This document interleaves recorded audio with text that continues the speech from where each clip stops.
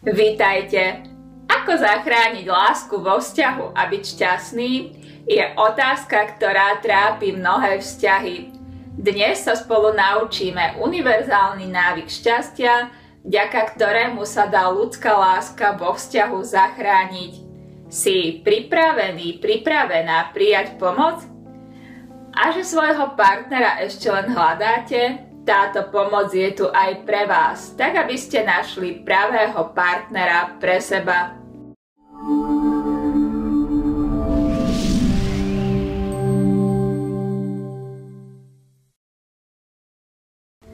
Ahojte, volám sa Eva Stanová a som autorka Akadémie šťastia.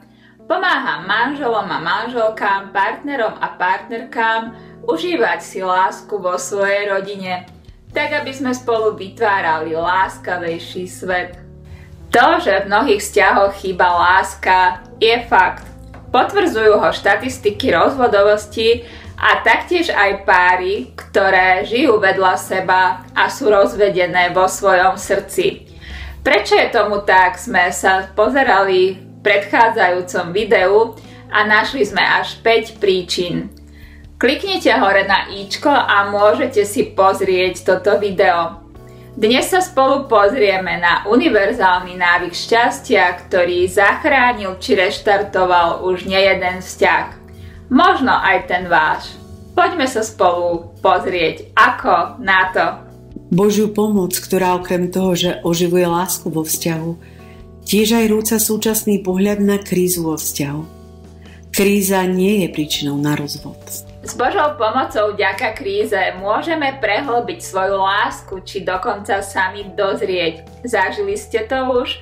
Ak áno, určite nám napíšte dole do komentárov, pretože práve váš príbeh môže inšpirovať či dokonca zachrániť šťastie v nejednom vzťahu. Prečo, keď je tu Božia pomoc doslova pre každého, nedokážeme žiť v šťastných vzťahoch?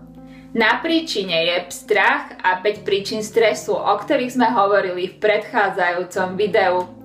Vďaka stresu kameňujú naše srdcia, nie sú schopné cítiť lásku, či už k človeku, ale zároveň aj k Bohu. Nebola som výnimka. Celé roky som nechápala dary, ktoré som od Boha dostala, až pokiaľ sa môjho srdca nedotkla Božia milosť, nerozbila kameň okolo môjho srdca a ja som bola opäť schopná milovať a vidieť hodnotu darov, ktoré mi Boh daroval. Pocítila som obrovskú vďaku za krst, prijímanie a birmovku a tiež aj obrovskú bolesť za to, že som prijala sviatosť manželstva, no nežila som podľa nej. Zrazu som cítila obrovskú milosť, že napriek dlhým rokom, počas ktorým som na Boha zabudla, On na mňa nezabudol. Dotkol sa môjho srdca a dal mi poznať pravdu.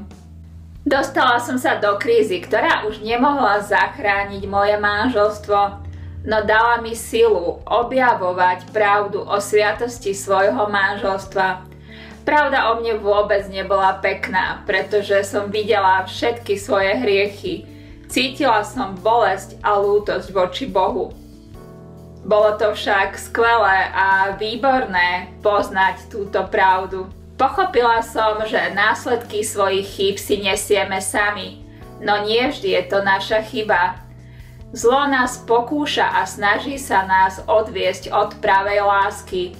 Používa rôzne stratégie. Jednou z najrozšírenejších stratégií sú práve médiá, ktoré nám podsúvajú lacnú verziu lásky. A my vďaka tomu, že nežijeme pravú Božiu lásku, sa cítime frustrovaní a nešťastní. Televízia a internet šíria strach cez negatívne správy. Vysielajú šťastné príbehy, ktoré sú vzdialené od reality a podvedome menia naše hodnoty. Robia odvar z Božej lásky, ktorú nám tu zanechal Boží Syn Ježiš Kristus. O Božej láske nám zanechal Ježiš Kristus toto slovo. Láska je trpezlivá, láska je dobrotivá, nezávidí, nevypína sa, nevystatuje sa, nie je nehanebná, nie je sebecká, nerozčuluje sa, nemyslí na zlé, neteší sa z neprávosti, ale raduje sa z pravdy. Všetko znáša, všetko verí, všetko dúfa, všetko vydrží. Dokážeme bez Božej pomoci takouto láskou milovať? Moja osobná skúsenosť mi hovorí, že nie. Čo hovorí vaša skúsenosť? Sú dni, kedy padám, a sú dni, kedy sa mi darí kráčať po najkrajšej ceste, ktorú nám tu Ježiš Kristus zanechal. Povedal o nej: ja som pravda, cesta a život. Si pripravený, pripravená kráčať po tejto ceste aj ty? Verím, že ste sa rozhodli znova lásku vo vzťahu získať a odpovedali ste: áno, chcem. Viem, že v každom srdci sa ukrýva zárodok lásky, z ktorého môže narásť obrovské množstvo. Lásky, ktorá nielen zachráni vzťah, či zmení atmosféru vo vzťahu na šťastie, ale aj máme krásnej lásky na rozdávanie svojim najbližším, či ľuďom, ktorí na naše skutky lásky čakajú. Preto je dnešný návyk základný. Otvára dvere láske a vytvára prvé trhliny v skamenelom srdci. Kľaknime si na kolená a prosme o Božiu pomoc. Povedzte Bohu úprimne, čo vás trápi, čo bolí. Je naším láskavým Otcom a On to všetko vie.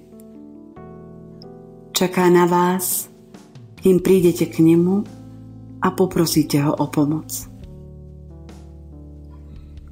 Povedzte Mu aj, kde ste zlyhali. A ak neviete, tak Ho poproste, aby vám to ukázal, aby ste vedeli, čo máte napraviť. A na záver Mu úprimne povedzte, že vám je to ľúto, a poproste Ho o odpustenie. A ak sa na Boha hneváte, povedzte Mu to tiež.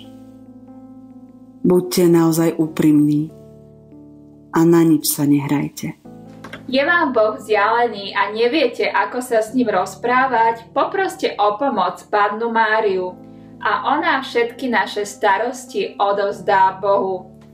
Je našou starostlivou matkou, ktorá sa stará o všetky naše potreby a je skvelou sprievodkyňou na ceste krásnej lásky.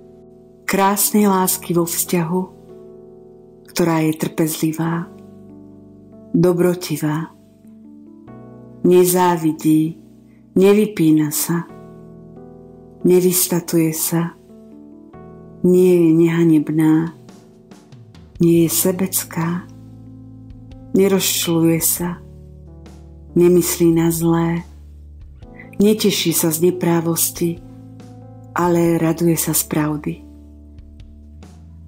Všetko znáša, všetko verí, všetko dúfa, všetko vydrží.